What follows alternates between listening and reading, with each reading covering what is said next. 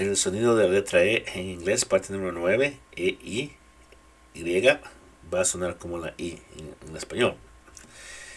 Suena I larga.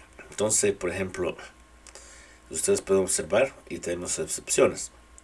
Por ejemplo, donkey, goonie, hacky, honey, kidney, key, middly, odyssey,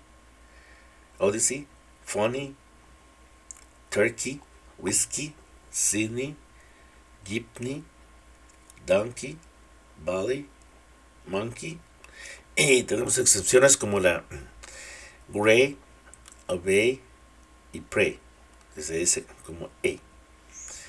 Sigan adelante, espero hayan aprendido esto al canal. Tenemos todo lo que es la pronunciación de las letras vocales, no solamente de la E. Tengan muy buena suerte y espero hayan aprendido bastante.